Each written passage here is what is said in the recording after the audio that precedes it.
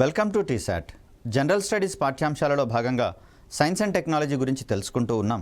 ఈ వీడియోలో మనము రక్షణ రంగంలో భాగంగా భారతదేశము ప్రతిష్టాత్మకంగా ప్రారంభించినటువంటి డిఆర్డిఓ సంబంధించినటువంటి కార్యక్రమాలను గురించి తెలుసుకునే ప్రయత్నం చేద్దాం. గత వీడియోలో మనము డిఆర్డిఓ సంబంధించి డిఆర్డిఓ తన కార్యక్రమాల్లో భాగంగా ఈ క్షిపణులను అభివృద్ధి చేసేటటువంటి కోణంలో ప్రాజెక్ట్ ఇండిగో అని, ప్రాజెక్ట్ డెవిల్, ప్రాజెక్ట్ వేలియంట్ వంటి ప్రాజెక్టులను రూపొందించిందని, అయితే ఇవి తమ లక్ష్యాలను చేరుకునేటటువంటి క్రమంలో విఫలమైనటువంటి సందర్భంలో మరొక ప్రతిష్టాత్మకమైనటువంటి కార్యక్రమాన్ని అబ్దుల్ కలాం గారి ఆధ్వర్యంలో రూపొందించి నిర్వహించినట్లుగా మనకు తెలుస్తూ ఉంది. కేవలము 1-2 రకాలైనటువంటి క్షిపణుల మీద కాకుండా మొత్తంగా 3 కేటగిరీలకు చెందినటువంటి 5 రకాల క్షిపణులను ఏకకాలంలో అభివృద్ధి చేయడం మీద ఈ కార్యక్రమం దృష్టి సారించినట్లుగా మనం చూస్తూ ఉన్నాం. మరి వాటికి సంబంధించినటువంటి అంశాలు తెలుసుకునే ప్రయత్నం చేద్దాం. సో ఇక్కడ భారత త్రివిధ దళాల కోసం అవసరమైనటువంటి పలు రకాల క్షిపణులను వేర్వేరు ప్రాజెక్టుల కింద అభివృద్ధి పరిచేటటువంటి క్రమంలో దానికి బదులుగా ఒకే ప్రాజెక్టులో భాగంగా 5 రకాల క్షిపణులను ఒకేసారి రూపొందించేటటువంటి లక్ష్యంతో 1983-2012 మధ్య, అంటే ఈ ప్రోగ్రాం 1983లో స్టార్ట్ అయింది. ఇది 2012లో ఈ ప్రోగ్రాంని నిలుపుదల చేస్తున్నట్లుగా డిఆర్డిఓ ప్రకటించడం జరిగింది. మరి ఈ కార్యక్రమాన్ని మనము సమగ్ర నిర్దేశక క్షిపణి అభివృద్ధి కార్యక్రమము, దీన్నే ఇంటిగ్రేటెడ్ గైడెడ్ మిసైల్ డెవలప్మెంట్ ప్రోగ్రామ్గా మనం చెప్తాం. ఇన్ షార్ట్గా ఐజీఎండిపి అనేటటువంటి ప్రోగ్రామ్గా దీన్ని మనం చూస్తాం. ఏకకాలంలో ఒకటేసారి 5 రకాలైనటువంటి విభిన్న రకాలకు చెందినటువంటి క్షిపణులను, అంటే విభిన్న అవసరాల కోసం రూపొందించబడినటువంటి క్షిపణులను తయారు చేయడమే కాకుండా వాటిని సమర్థవంతంగా రూపొందించేటటువంటి క్రమంలో వాటిని వినియోగించుకోవాలని చెప్పేసి తీర్మానించుకోవడం జరిగింది. భారతదేశం యొక్క త్రివిధ దళాలు, అంటే ఇండియన్ ఆర్మీ కావచ్చు, నేవీ కావచ్చు, ఎయిర్ ఫోర్స్, ఈ 3 రకాలైనటువంటి సైనిక సాయుధ దళాల కోసము ఈ క్షిపణులని అందించాలని చెప్పేసి నిర్దేశించుకోవడం అనేది జరిగింది. ఇక్కడ ఆర్మీ అయితేనేమో అక్కడ భూతల వ్యవస్థల ద్వారా వాటిని ప్రయోగించేటటువంటి ప్రయత్నం చేస్తుంది. ఇండియన్ ఎయిర్ ఫోర్స్ విషయానికి వచ్చేసరికల్లా గగనతల వ్యవస్థలైనటువంటి యుద్ధ విమానాలు, అదేవిధంగా హెలికాప్టర్లు మరియు అన్మాన్డ్ ఏరియల్ వెహికల్స్ ద్వారా ఈ క్షిపణులను ప్రయోగించేటటువంటి ప్రయత్నం చేస్తుంది. నేవీ విషయానికి వచ్చేసరికల్లా షిప్స్ మీద కావచ్చు, జలాంతర్గాముల ద్వారా కావచ్చు వాటిని ప్రయోగించేటటువంటి ప్రయత్నం చేస్తుంది. కాబట్టి ఇలా మల్టిపుల్ డైమెన్షన్స్లలో ఈ మిసైల్స్ని ఉపయోగించుకునేటటువంటి కోణంలో ఈ కార్యక్రమం అనేది దృఢ నిశ్చయంతో ప్రారంభించడం జరిగింది అబ్దుల్ కలాం గారి మార్గ నిర్దేశనంలో. కాబట్టి దీన్ని మనం ఐజీఎండిపి అనేటటువంటి ప్రోగ్రామ్గా చూస్తూ ఉన్నాం. ఇక దీంట్లో భాగంగా రూపొందించేటటువంటి క్షిపణులను మనము ప్రధానంగా 3 కేటగిరీలకు చెందినటువంటి క్షిపణులుగా మనం చెప్తూ ఉన్నాం. మొత్తంగా మనకు 5 రకాలైనటువంటి క్షిపణులను డెవలప్ చేసుకోవాలని చెప్పేసి ఇక్కడ నిర్దేశించుకోవడం అనేది జరిగింది. సో దీంట్లో 1 by 1 కనుక మనం చూస్తే, మొదటిది ఉపరితలం నుంచి ఉపరితలానికి ప్రయోగించేటటువంటి క్షిపణులు. వీటిని సాధారణంగా భూతలం మీద నుంచి ప్రయోగిస్తూ భూతలం మీద ఉన్నటువంటి లక్ష్యాల మీదికి ప్రయోగించేటటువంటి ప్రయత్నం చేస్తారు.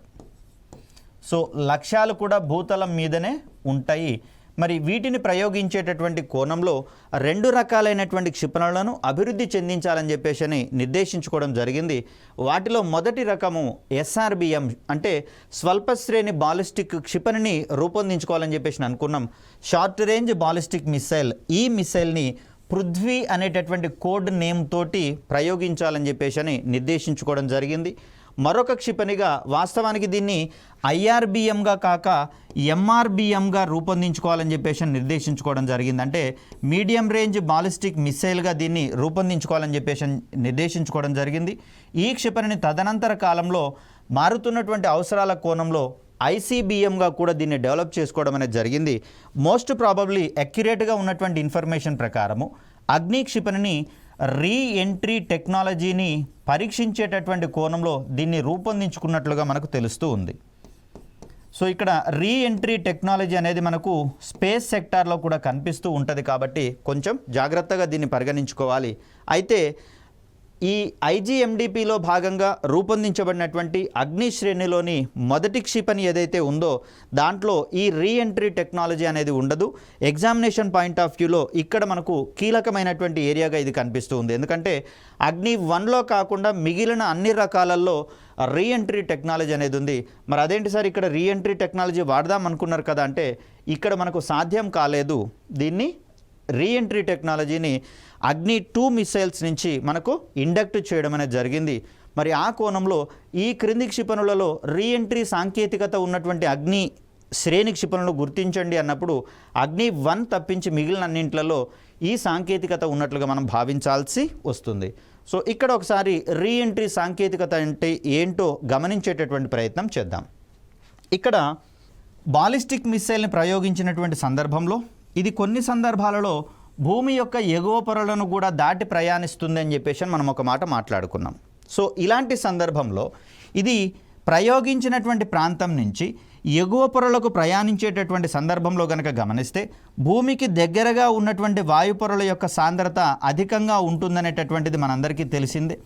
మరి ఈ సాంద్రత అనేది ఎత్తుకి అంటే భూమి యొక్క ఉపరితలం నుంచి ఎత్తుకు వెళుతున్న కొద్దీ తగ్గేటటువంటి క్రమాన్ని మనం ఇక్కడ చూస్తాం. ఆ సందర్భంలో అధిక సాంద్రత ఉన్నటువంటి భూ ఉపరితలానికి దగ్గరగా ఉన్నటువంటి వాయు పొరల గుండా మిసైల్స్ కావచ్చు, రాకెట్స్ కావచ్చు ప్రయాణించేటటువంటి సందర్భంలో ఈ మిసైల్స్ అనేవి వాతావరణ కణాలతోటి ఘర్షణను అక్కడ ఎదుర్కొనేటటువంటి అవకాశం ఉంది.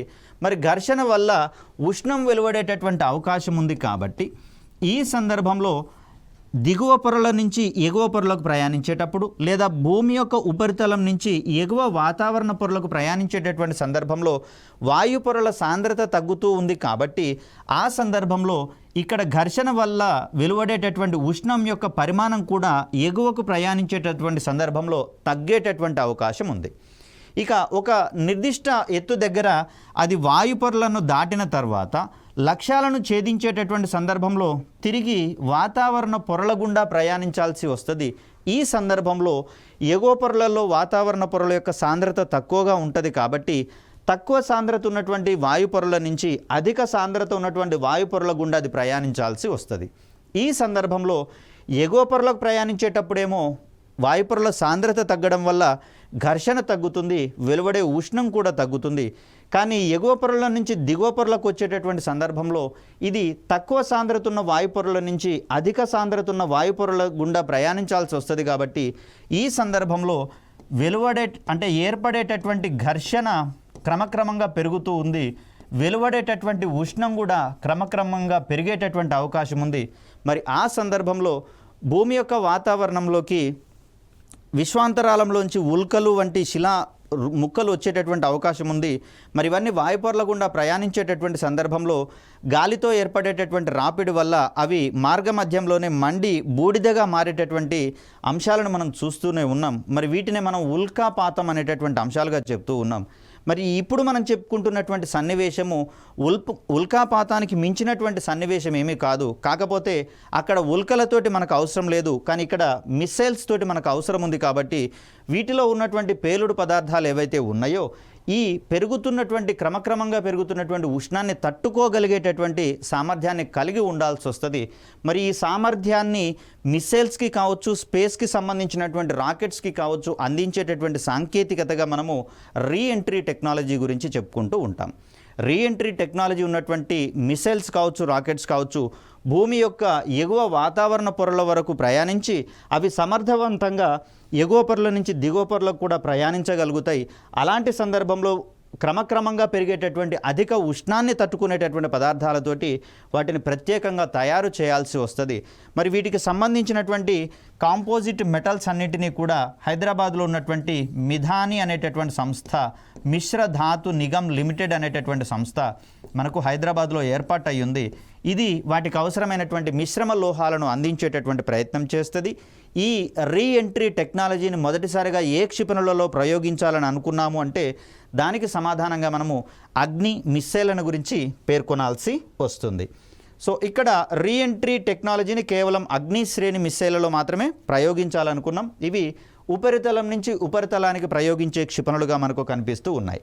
ఇక రెండవ కేటగిరీని కనుక మనం చూస్తే వీటిని మనము ఉపరితలం నుంచి గగనతలానికి ప్రయోగించేటటువంటి క్షిపణులుగా మనం చెప్తూ ఉన్నాం. వీటినే మనం ఎయిర్ ఇంటర్సెప్టార్ మిస్సైల్స్గా మనం పేర్కొంటూ ఉంటామని చెప్పాం. అంటే గగనతలంలో నుంచి వచ్చేటటువంటి శత్రు దేశాలకు సంబంధించినటువంటి యుద్ధ విమానాలను కావచ్చు, హెలికాప్టర్లను కావచ్చు, మిస్సైల్స్ని కూడా అడ్డుకునేటటువంటి క్రమంలో వీటిని అభివృద్ధి చేయాలని చెప్పేసి నిర్దేశించుకోవడం జరిగింది. వీటిలో భాగంగా షార్ట్ రేంజ్ బాలిస్టిక్ మిసైల్, అదేవిధంగా మీడియం రేంజ్ బాలిస్టిక్ మిసైల్స్ని అభివృద్ధి చేసుకోవాలని చెప్పేసి సంకల్పించుకున్నారు. షార్ట్ రేంజ్ బాలిస్టిక్ మిసైల్స్ని త్రిశూల్ అనేటటువంటి పేరుతోటి రూపొందించుకోవాలని సంకల్పించుకున్నారు. ఇక్కడ 3 అనేటటువంటి అక్షరము 3 అనేటటువంటి అర్థాన్ని ఇస్తుంది కాబట్టి త్రివిధ దళాలకు ఉపయోగపడేలా త్రిశూల్ క్షిపణిని రూపొందించాలని చెప్పేసి కంకణం కట్టుకోవడం జరిగింది. అంటే ఇండియన్ ఆర్మీకి సంబంధించి, ఇండియన్ నేవీ, అదేవిధంగా ఇండియన్ ఎయిర్ ఫోర్స్, ఈ 3 రకాలైనటువంటి సైనిక దళాల అవసరాల కోసము దీన్ని 3 వేరియంట్స్గా మార్చాలని చెప్పేసి అనుకోవడం జరిగింది. తర్వాత మరొకటి ఎంఆర్బిఎం, మీడియం రేంజ్ బాలిస్టిక్ మిసైల్గా సర్ఫేస్ టు ఎయిర్ మిసైల్ని రూపొందించాలని చెప్పేసి అనుకున్నారు. దీన్ని ఆకాష్ అనేటటువంటి కోడ్ నేమ్ తోటి రూపొందించుకోవాలని చెప్పేసి అనుకున్నారు. ఇక 3వ కేటగిరీకి సంబంధించిన 5వ రకం క్షిపణిగా మనకు నాగ్ క్షిపణి అనేది కనిపిస్తూ ఉంది. ఇది ఏంటి అంటే 3వ తరానికి చెందినటువంటి ట్యాంక్ విధ్వంసక క్షిపణిగా మనకు కనిపిస్తుంది. దీన్నే మనం యాంటీ ట్యాంక్ మిస్సైల్గా మనం పేర్కొంటాం. సో ఇక్కడ match the type related questions కూడా పడేటటువంటి అవకాశం అనేది కనిపిస్తూ ఉంది. మరి ఈ క్రమంలో ఏ మిస్సైల్ ఎలా అభివృద్ధి చెందించబడింది, దానిని తర్వాత క్రమంలో ఏ మిస్సైల్తో భర్తీ చేయించడం జరుగుతుంది, మరి వాటి యొక్క రేంజెస్ ఎంత, ఎన్ని దశలలో ప్రయాణిస్తాయి, మరి వాటిలలో వచ్చేటటువంటి అడ్వాన్స్డ్ టెక్నాలజీస్ ఏ విధంగా ఉన్నాయి, ఏ విధంగా మార్పులు చెందాయి, ఈ కోణంలో మనకు ఎగ్జామినేషన్ పాయింట్ ఆఫ్ వ్యూలో క్వశ్చన్స్ పడేటటువంటి అవకాశం ఉంది. కాబట్టి 1 by 1 అబ్జర్వ్ చేసే ప్రయత్నం చేద్దాం. రైట్, ఈ ప్రోగ్రాం పేరు మనకు సమగ్ర నిర్దేశక క్షిపణి అభివృద్ధి కార్యక్రమంగా చెప్తూ ఉన్నాం. Integrated guided missile development program. ప్రస్తుతం ఈ పథకం అమలవుతూ ఉందా అంటే 2012లోనే దీన్ని నిలుపుదల చేశారు. కాబట్టి ప్రస్తుతం అభివృద్ధి చెందిస్తున్నటువంటి క్షిపణులన్నీ కూడా ఈ క్షిపణిలో భాగంగా కాకుండా సంబంధిత క్షిపణి అభివృద్ధి కార్యక్రమాలలో భాగంగానే అభివృద్ధి చెందిస్తున్నట్లుగా మనం చెప్తూ ఉంటాం. సపోజ్ అగ్ని 5 క్షిపణిని ఏ ప్రాజెక్టులో భాగంగా అభివృద్ధి చేస్తున్నారు అంటే అగ్ని ప్రాజెక్ట్ అనేటటువంటి ప్రాజెక్టుని చెప్తాము. బ్రహ్మోస్ మిసైల్కు సంబంధించి బ్రహ్మోస్ ప్రాజెక్టులో భాగంగా దాన్ని అభివృద్ధి చెందించడం అనేది జరుగుతుంది. అదేవిధంగా పృథ్వీ క్షిపణిని ఏ కార్యక్రమంలో భాగంగా అభివృద్ధి చెందించారు అంటే అప్పుడు సమగ్ర నిర్దేశక క్షిపణి అభివృద్ధి కార్యక్రమం అని చెప్పుకోవాల్సి వస్తుంది. ఇక్కడ అగ్ని 2, అగ్ని 3 వరకు మాత్రమే IGMDPలో భాగంగా వీటిని అభివృద్ధి చెందించడం జరిగింది. అగ్ని 4 నుంచి వాటిని సెపరేట్ చేసేసి అగ్ని ప్రాజెక్టులో భాగంగా అభివృద్ధి చెందిస్తూ ఉన్నారు. మరి ఇవన్నీ కూడా మనకు కొన్ని కీలకమైనటువంటి అంశాలుగా కనిపిస్తూ ఉన్నాయి ఎగ్జామినేషన్ పాయింట్ ఆఫ్ వ్యూలో. రైట్, భారత సైన్యంలోని త్రివిధ దళాలకు అవసరమైనటువంటి విభిన్న క్షిపణి వ్యవస్థలను, అందుకు అవసరమైనటువంటి ప్రయోగ వేదిక సాంకేతికతలను అంటే లాంచర్ సాంకేతికతలను కూడా అందించేటటువంటి బాధ్యత ఇక్కడ కనిపిస్తూ ఉంది. వీటిని స్వదేశీయంగా రూపొందించి అభివృద్ధి పరిచేటటువంటి కోణంలో 1983లో IGMDP ప్రోగ్రాం ప్రారంభించబడింది. ఈ కార్యక్రమం మార్చి 2012లో ముగిసినట్లుగా ప్రకటించడం జరిగింది. సో ఈ కార్యక్రమంలో అభివృద్ధి పరిచినటువంటి క్షిపణులను కనుక గమనిస్తే భారతదేశంలో IGMDPలో భాగంగా రూపొందించబడినటువంటి మొట్టమొదటి క్షిపణి ఏది అన్నప్పుడు దాన్ని మనం పృథ్వీ బాలిస్టిక్ మిసైల్గా మనం చెప్తాం. 350 కిలోమీటర్ల పరిధిలోని లక్ష్యాలను ఛేదించడానికి దీన్ని తొలుత ఉద్దేశించుకోవడం జరిగింది. అయితే పృథ్వీ 1 విషయానికి వచ్చేసరికల్లా 350 కిలోమీటర్ల పరిధి అనేది ఉండదు, దానికంటే తక్కువ పరిధి అనేది ఉంటుంది. సో ఇక్కడ పృథ్వీ బాలిస్టిక్ మిసైల్ యొక్క ప్రత్యేకత ఏంటి అంటే ఇవి పూర్తిగా ద్రవ ఇంధనాన్ని వినియోగించుకొని పనిచేసేటటువంటి మిసైల్స్గా మనకు కనిపిస్తూ ఉన్నాయి. మోస్ట్ ప్రాబబ్లీ ఇక్కడ పృథ్వీ ఇచ్చినటువంటి కాన్ఫిడెన్స్ తోటి దీన్ని త్రివిధ దళాల అవసరాల కోసము ఒకటే మిసైల్ వాటిని డిఫరెంట్ వేరియంట్స్లోకి మార్చడం అనేది జరిగింది. అలా మనకు పృథ్వీ శ్రేణిలో 3 రకాలైనటువంటి మిసైల్స్ని డెవలప్ చేయడం అనేది జరిగింది త్రివిధ దళాలకు ఉపయోగించేటటువంటి కోణంలో. సో ఈ కోణంలో మనకి ఇక్కడ గమనిస్తే పృథ్వీ మొదటి మిసైల్కి సంబంధించి ఇక్కడ మనకు కనిపిస్తూ ఉంది. సో పృథ్వీ 1, అదేవిధంగా దీన్ని మనము పృథ్వీ అడ్వాన్స్డ్ ఎయిర్ డిఫెన్స్ వెహికల్గా దీన్ని మార్చారని చెప్పేసి అనుకున్న బాలిస్టిక్ మిసైల్ డెవలప్మెంట్ ప్రోగ్రాంలో భాగంగా. అదేవిధంగా ఇక్కడ మనకు పృథ్వీ డిఫెన్స్ వెహికల్ అనేది మనకు కనిపిస్తుంది. మిషన్ శక్తిలో భాగంగా దీన్ని రూపొందించుకున్నారని చెప్పేసి అనుకున్నాం. సో ఇక్కడ మనకు జాగ్రత్తగా గమనిస్తే ఇది పృథ్వీ 2 యొక్క వెర్షన్గా మనకు కనిపిస్తూ ఉంది. సో దీంట్లో చూడండి 2 మోటార్స్ అనేవి మనకు అందుబాటులో కనిపిస్తూ ఉన్నాయి. ఇక్కడ ఈ 2 మోటార్ల సహాయంతో ఇది 2 దశలలో ప్రయాణించేటటువంటి మిస్సైల్స్గా మనకు కనిపిస్తూ ఉన్నాయి. సో దీంట్లో ఈ ఇంజన్లో ఉన్నటువంటి ఫ్యూయల్ అయిపోయిన తర్వాత దీని యొక్క సెపరేషన్ అనేది జరుగుతుంది. తద్వారా సెకండ్ స్టేజ్లో ఉండేటటువంటి రాకెట్ మండడం ప్రారంభమవుతుంది. తద్వారా ఇక్కడ ఉన్నటువంటి వార్ హెడ్ ఈ కోన్ భాగంలో మనకు వార్ హెడ్ని అమర్చడం అనేది జరుగుతుంది. ఈ వార్ హెడ్ని లక్ష్యాల మీదకి విసిరివేయడానికి గాను ఈ 2 అంచెలలో ఏర్పాటు చేసినటువంటి రాకెట్ ఇంజన్లు అనేవి ఉపయోగపడతాయి. కాబట్టి సో ఇక్కడ చూపిస్తున్నటువంటివి మనకు పృథ్వీకి సంబంధించినటువంటి పృథ్వీ 2 మిసైల్ యొక్క కాన్ఫిగరేషన్గా ఇది మనకు కనిపిస్తూ ఉంది. సో ఇక్కడ మనకు పృథ్వీ 3 మిసైల్కి సంబంధించినటువంటి కాన్ఫిగరేషన్ ఇది. ఇక్కడ పృథ్వీ ఎయిర్ డిఫెన్స్కి సంబంధించినటువంటి కాన్ఫిగరేషన్, దీన్ని బాలిస్టిక్ మిసైల్ డిఫెన్స్ ప్రోగ్రాంలలో ఈ వేరియంట్ని వాడడం అనేది జరుగుతుంది.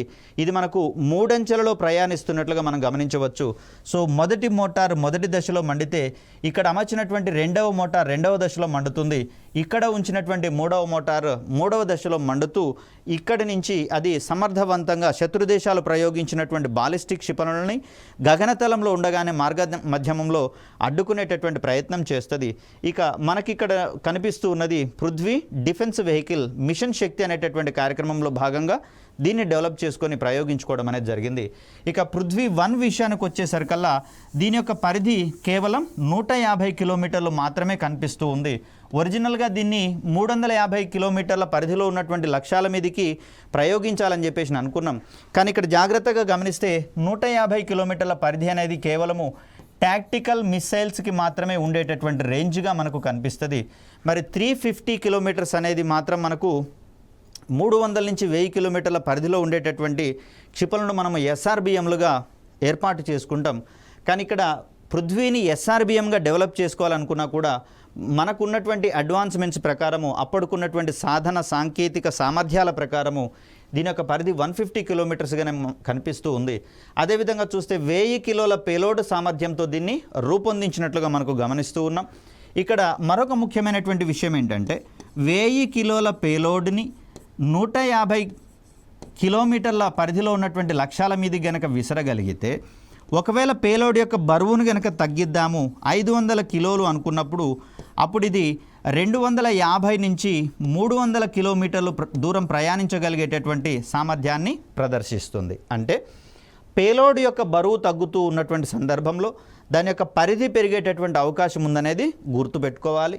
ముఖ్యంగా చూస్తే పృథ్వీ శ్రేణి క్షిపణుల్లో ఇంకా డెవలప్మెంట్స్ జరుగుతూనే ఉన్నాయి. కాబట్టి ఈ సందర్భంలో రీసెంట్గా వచ్చేటటువంటి వార్తలలో ఈ పరిధిలో హెచ్చుతగ్గులకు గురయ్యేటటువంటి అవకాశాలు కూడా ఉన్నాయి. కాబట్టి ఇక్కడ మనం చెప్తున్నటువంటి పరిధినే అక్యురేట్గా ఉండేటటువంటి అవకాశాలు రాను రాను మారేటటువంటి సందర్భాలు కనిపిస్తూ ఉంటాయి. కాబట్టి కాస్త కరెంట్ ఈవెంట్స్ తోటి క్షిపణులను కొంచెం మ్యాచ్ చేసుకొని ఎగ్జామినేషన్కి ముందు వీటిని అప్డేట్ చేసుకోవాల్సినటువంటి అవసరం అనేది ఏర్పడుతుంది.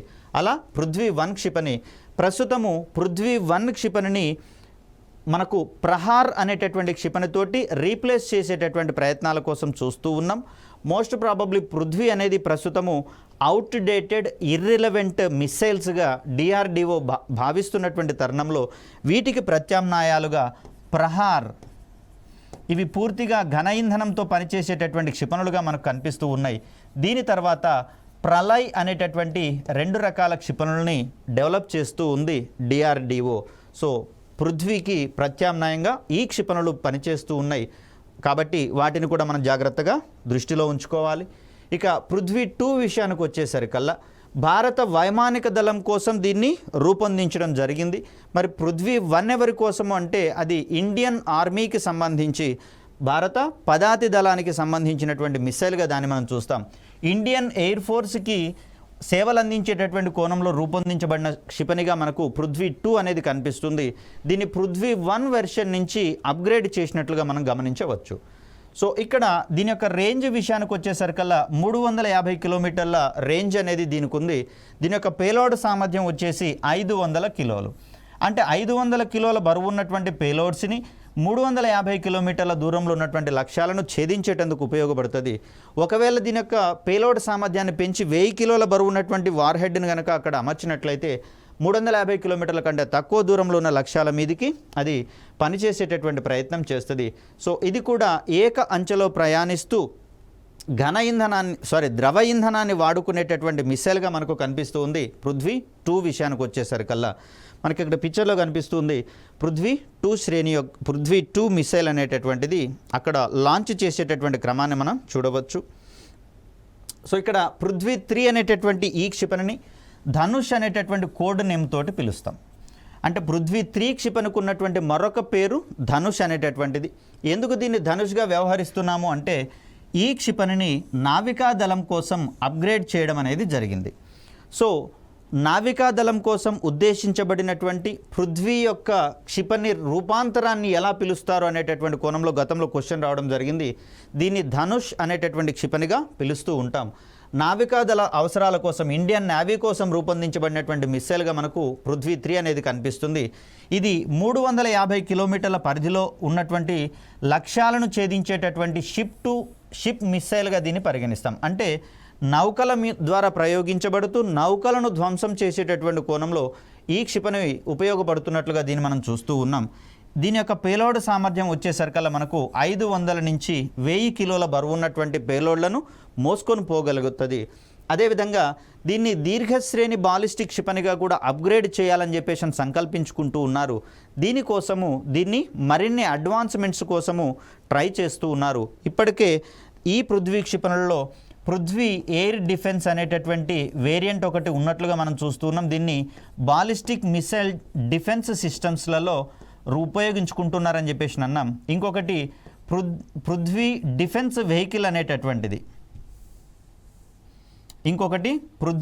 డిఫెన్స్ వెహికల్ అనేటటువంటిది దీన్ని యాంటీ శాటిలైట్ వెపన్గా ఉపయోగిస్తున్నారని చెప్పేసి మాట్లాడుకున్నాం. దీన్నే మిషన్ శక్తిలో భాగంగా దాన్ని అభివృద్ధి పరుచుకున్నామని చెప్పేసి అనుకుంటున్నాం. సో పృథ్వీ మిసైల్ని రకరకాల అవసరాలకు అనుగుణంగా మారుతున్నటువంటి అవసరాలకు అనుగుణంగా రకరకాల వేరియంట్లలో అభివృద్ధి పరిచి దాన్ని ఉపయోగించేటటువంటి క్రమాన్ని మనం చూస్తున్నాం. వీటిని త్వరలోనే దీంట్లో మొత్తంగా ద్రవ ఇంధనాన్ని వాడుతున్నటువంటి పరిస్థితులలో ప్రహార్ మరియు ప్రళయ్ అనేటటువంటి మిసైళ్ళ రూపంలో వాటిని భర్తీ చేసేటటువంటి కార్యక్రమాలు జరుగుతూ ఉన్నాయి. త్వరలోనే పృథ్వీ మిసైళ్లను ఇక్కడ సైనిక అవసరాలలో భాగంగా రిటైర్ చేయించేటటువంటి కార్యక్రమాలు నడుస్తూ ఉన్నాయి. సో నెక్స్ట్ మనం చూడాల్సినటువంటి క్షిపణిగా ఆకాష్ క్షిపణి అనేది కనిపిస్తూ ఉంది. సో ఇక్కడ మనకు ఉపరితలం నుంచి గగనతలానికి ప్రయోగించగలిగేటటువంటి క్షిపణిగా దీన్ని మనం చూస్తూ ఉన్నాం. ఈ క్షిపణి యొక్క పరిధి 25 కిలోమీటర్లుగానే మనకు కనిపిస్తూ ఉంది.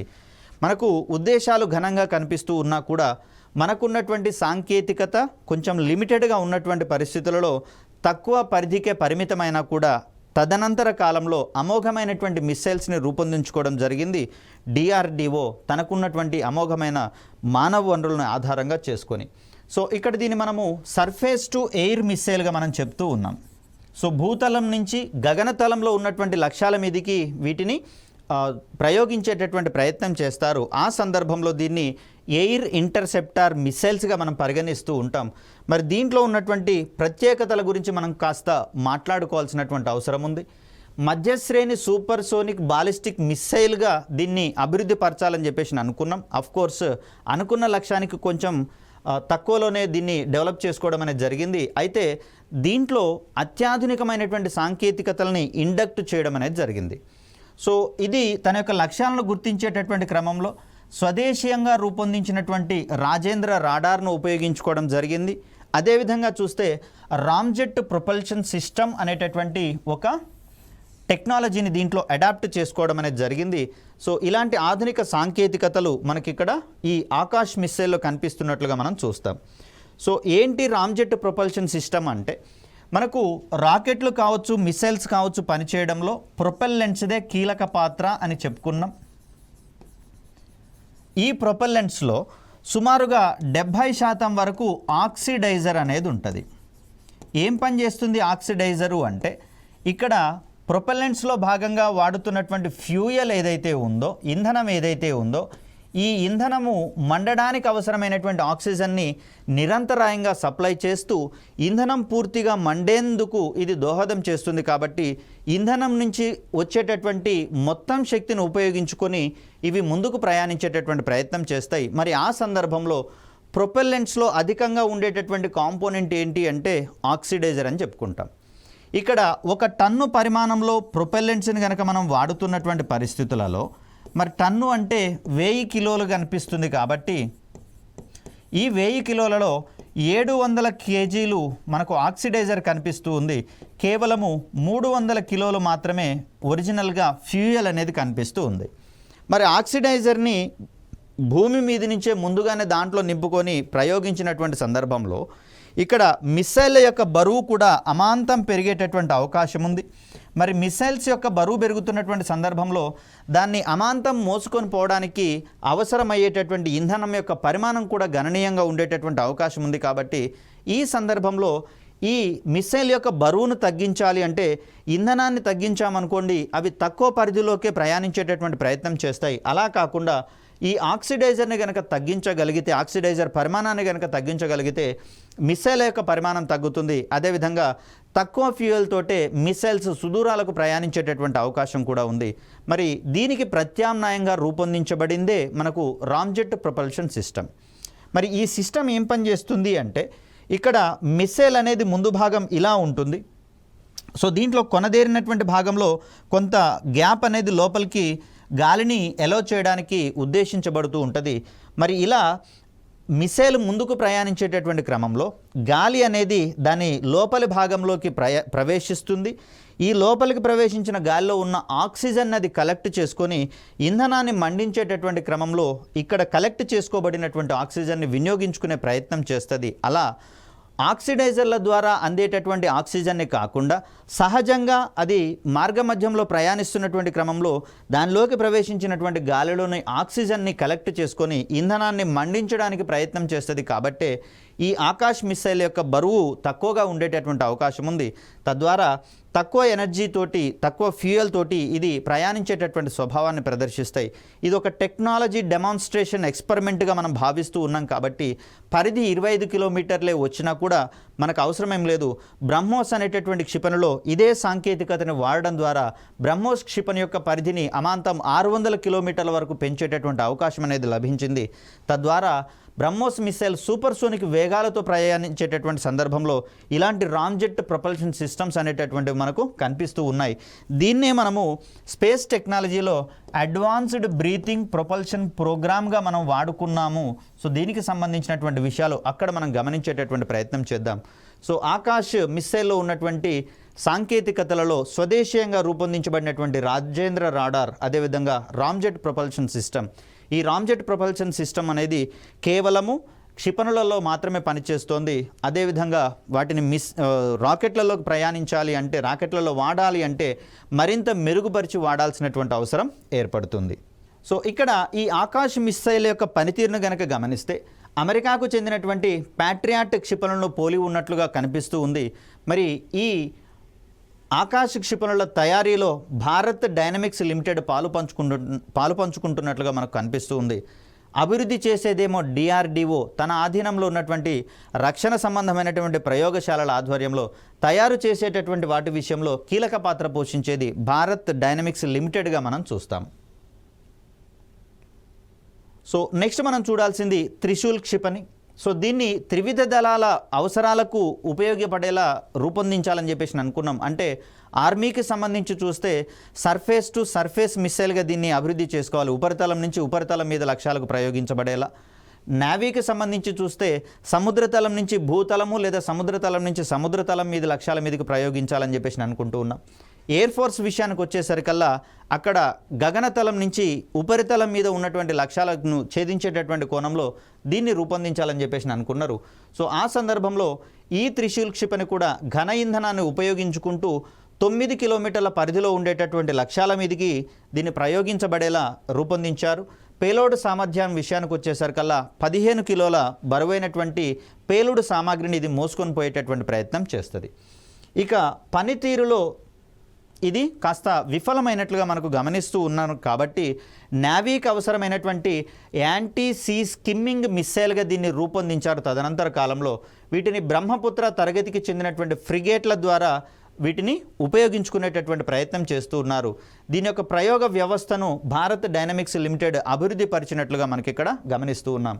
ఏంటి యాంటీ సీ స్కిమ్మింగ్ మిస్సైల్ అని చెప్పేసి అనుకుంటే, ఇక్కడ సముద్ర ఉపరితలం ఇలా ఉంది అనుకున్నప్పుడు ఏదో శత్రు దేశాలకు సంబంధించినటువంటి ఓడ ఇక్కడ ఉందని చెప్పేసి అనుకుందాం.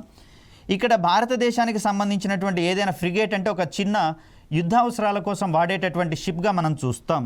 సో ఇక్కడి నుంచి ఈ త్రిశూల్ అనేటటువంటి మిస్సైల్ని ప్రయోగించినటువంటి సందర్భంలో ఇది బాలిస్టిక్ మిస్సైల్గా ప్రయాణించడం కాకుండా సముద్ర ఉపరితలానికి ఎగువన ప్రయాణించుకుంటూ ఈ నౌకలను నాశనం చేసేటటువంటి ప్రయత్నం చేస్తుంది. మరి అలాంటి సందర్భంలో సముద్ర ఉపరితలానికి కొంచెం ఎగువన ప్రయాణించడం వల్ల ఏంటి లాభము అంటే, మనందరికీ తెలిసిందే సముద్ర ఉపరితలం ఎగువన గాలిలో నీటి ఆవిరి అధికంగా ఉంటుందని. మరి అధికంగా ఉంటున్నటువంటి నీటి ఆవిరికి కాంతి పరిక్షేపణ ధర్మం ఉంటుందని మనందరికీ తెలిసిందే. కాబట్టి ఇక్కడ పొగమంచు వచ్చేటటువంటి సందర్భాల్లో చూడండి, ఎదురుగా వచ్చేటటువంటి వాహనాలను సరిగా గుర్తించలేము. కాబట్టి ఎదురుగా వచ్చేటటువంటి వాహనాలు హెడ్ లైట్స్ని ఆన్ చేసుకొని వస్తూ ఉంటాయి. మరి ఇక్కడ క్షిపణుల వంటి వాటికి కూడా ఇక్కడ ఈ ఎగువన ఉండేటటువంటి నీటి ఆవిరి, అధిక నీటి ఆవిరి అనేది అడ్వాన్స్గా పరిగణించడం జరుగుతుంది. తద్వారా ఇక్కడ ఉన్నటువంటి ఓడల్లోని రాడార్లు ఇక్కడ ప్రయాణించేటటువంటి ఈ యాంటీ సీ స్కిమ్మింగ్ మిస్సైల్స్ని దగ్గరగా వచ్చేంత వరకు కూడా గుర్తించలేవు. ఒకవేళ దగ్గరగా వచ్చిన తర్వాత గుర్తించినా కూడా ఎలాంటి ఉపయోగం ఉండదు. ఎందుకంటే అధిక వేగంతో అది నౌకలను నాశనం చేసేటటువంటి ధర్మాన్ని కలిగి ఉంటుంది. కాబట్టి సముద్ర ఉపరితలానికి కొంచెం ఎగువన ప్రయాణిస్తూ వస్తూ ఉంటాయి. కాబట్టి వీటిని యాంటీ సీ స్కిమ్మింగ్ మిస్సైల్స్గా మనం పరిగణిస్తూ ఉంటాం. ఇక్కడ ఉన్నటువంటి అధిక పరిమాణంలో ఉండేటటువంటి తేమ కావచ్చు, నీటి ఆవిరి కావచ్చు, ఈ మిస్సైల్ని శత్రు దేశాలకు సంబంధించినటువంటి ఓడల్లోని రాడార్లు గుర్తించకుండా అడ్డుకునేటటువంటి ప్రయత్నం చేస్తాయి. ఇందుకు కాంతి పరిక్షేపణ ధర్మాలు అనేవి దోహదపడేటటువంటి అవకాశం ఉంది. మరో రకంగా దీన్ని స్టెల్త్ టెక్నాలజీ కూడా పరిగణిస్తాం. కాబట్టి స్టెల్త్ టెక్నాలజీగా కూడా పరిగణిస్తాం. కాబట్టి ఈ ధర్మాలు త్రిశూల్కు ఉన్నటువంటి పరిస్థితులలో మనకు ఇది మరొక రకంగా ఉపయోగపడినట్లుగా మనం గమనిస్తూ ఉన్నాం. ఇక త్రిశూల్కి సంబంధించి ప్రస్తుతము దీన్ని 2014 నుంచి ఈ ప్రోగ్రామ్ని నిలుపుదల చేయడం అనేది జరిగిందని చెప్పేసి ప్రకటించడం జరిగింది. ప్రస్తుతం త్రిశూల్ క్షిపణికి ప్రత్యామ్నాయంగా భారత్ మరియు ఇజ్రాయెల్ దేశాలు సంయుక్తంగా బరాక్ అనేటటువంటి యాంటీ సీ స్కిమ్మింగ్ మిస్సైల్స్ని రూపొందించాయి. ఇవి అత్యంత సమర్థవంతంగా పనిచేస్తున్నటువంటి సందర్భాల్లో వాటి యొక్క సామర్థ్యాన్ని మరింతగా పెంచేటటువంటి కోణంలో బరాక్ 8 లాంటి మిస్సైల్స్ని కూడా రూపొందించేటటువంటి ప్రయత్నం చేస్తూ ఉన్నారు. సో ఇక్కడ IGMDPలో భాగంగా రూపొందినటువంటి మరికొన్ని మిస్సైల్స్, అదేవిధంగా భారత్ ప్రతిష్టాత్మకంగా తయారు చేసుకున్నటువంటి బ్రహ్మోస్ మిస్సైల్ కావచ్చు, నిర్భయ్ మిస్సైల్ కావచ్చు, ఇవన్నీ కూడా IGMDPకి వెలుపల రూపొందించుకొని అభివృద్ధి చేస్తున్నటువంటి మిస్సైల్గా మనం పరిగణిస్తూ ఉంటాం. కాబట్టి వీటికి సంబంధించినటువంటి పూర్తి వివరాలను నెక్స్ట్ వీడియోలో తెలుసుకునే ప్రయత్నం చేద్దాం. Thank you.